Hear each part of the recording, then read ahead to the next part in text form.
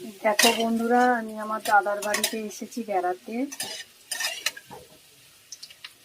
আমার বৌদি বললো তুমি মটনটা খুব সুন্দর রান্না করো, তুমি একটু রান্না করো আজকে, তাই আমি রান্না করতে এলাম।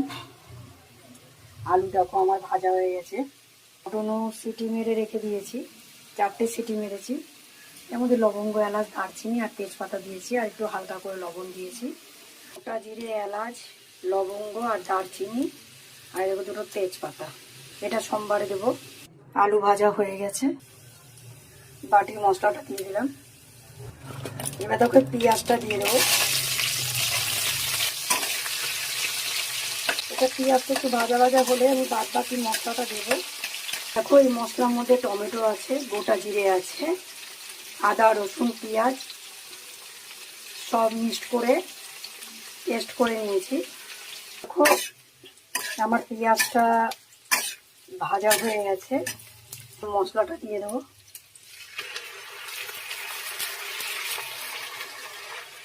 তো এবার বাদ বাকি মশলাগুলো দেবো। মধ্যে লবণ, হলুদ আর হালকা করে একটু মিষ্টি দিয়ে দিয়েছি, আর একটু লঙ্কার গুঁড়ো দিয়ে দিয়েছি। এবার আমার মশলাটা কষা হয়ে এসছে, আমি এবার দেখো মাংসটা এবার ঢেলে দেবো এর মধ্যে।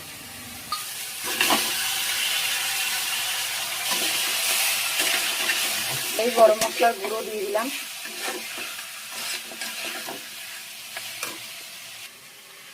মাংসটা প্রেসারে সিটি মারার সময় এই জলটা বেরিয়েছে, এই জল দিয়ে মাংসটা আমি কষাবো।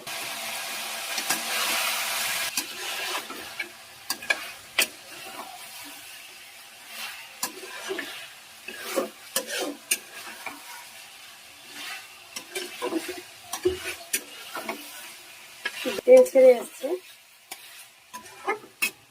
দেখো জলটা গরম করে রেখে দিয়েছি, এবার এই জলটা দিয়ে দেবো।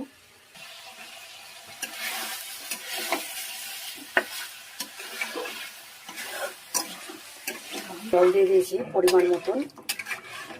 এবার একটা চাপা দিয়ে দেবো। যেহেতু মাংস সিদ্ধ আছে, আমার আলুটা একটু সিদ্ধ হলেই হবে। গ্যাসটা মিডিয়াম করে 5 মিনিট রাখবো, তারপরে নামিয়ে দেবো। দেখো বন্ধুরা, আমার মটনের রেসিপিটা হয়ে গেল। এখানে ব্লগটা শেষ করলাম। Bye bye.